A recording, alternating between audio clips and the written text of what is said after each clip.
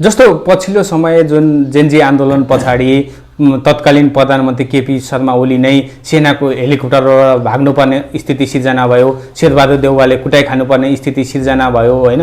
जुन यो एउटा भयो नि घटना, तर पनि अझै दलका नेताहरू चाहिँ सुत्दैलान् जस्तो छाँटकाट गरेका छैनन्। जस्तो जेनजीको माग भनेको त अब यो नयाँ सिराबाट जानुपर्छ भन्ने कुरा थियो, तर अहिले त्यो भन्दा पनि अब तपाईँको संसदलाई चाहिँ पुनर्स्थापना गरेर अघि बढ्ने भन्ने कुरा दलहरूले अलिकति खुट्टा उचालिरहेको अवस्था छ।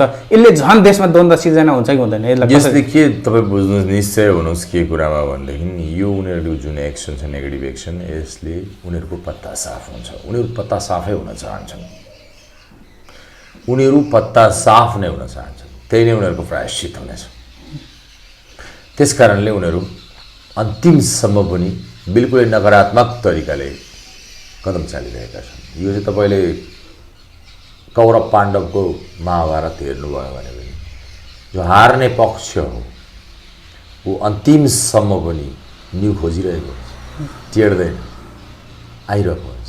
खलनायक जसो नायकले उसको वध गर्दैन, खलनायक त्यसरी नै चमचम चमचम गरिरहन्छ। त्यस कारणले यो अहिले 47 साल यताको दलगत मेनिफेस्टेसन जुन छ, जे गरे जसो भयो, 6 महिने सरकारहरू गरेको धेरै एनालाइसिस भइसक्यो। यो त टोटली निर्मूल हुनुपर्ने कुरा हो। They should be banned. अवैध घोषित गर्नुपर्ने तत्त्वहरू अहिले फेरि सल्भो लाग्यो भनेपछि यो काण्ड उनीहरूले गरेको भन्ने बुझ्नुपर्छ।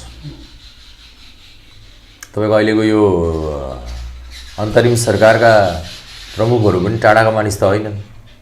अझ मैले त के भनेको थिएँ यसको प्रतिक्रिया स्वरूप भने, रक्सी पनि त्यही, बोतल पनि त्यही भयो। यो कुनै कुनै अवस्थामा त रक्सी नयाँ या बोतल नयाँ हुन सक्थ्यो, तर यो त दुवै, रक्सी पनि उही पुरानै, बोतल पनि पुरानै। दुर्गा सुवेदीजी जो हुनुहुन्छ अहिले हाम्रो वर्तमान प्रधानमन्त्री, अन्तरिम प्रधानमन्त्री सुशीला कार्कीका श्रीमान, उहाँ धेरै विवादास्पद छवि हो। उहाँको परिवार, हाम्रो कार्कीजीको परिवार विवादास्पद छ, उहाँ आफै विवादास्पद छवि हो। त्यस कारणले कानुन सम्मत भयो कि भएन, आफै पूर्व प्रधान न्यायाधीश हुँदाहुँदै पनि उहाँले कुन अवस्थामा मुलुकको बागडोर सम्हाल्छु भनेर जिम्मा लिनुभयो र के सम्हाल्न सक्नुहुन्छ, कि एउटा लहरमा आउनुभयो, यसमा आत्मालोचना हुनुपर्छ।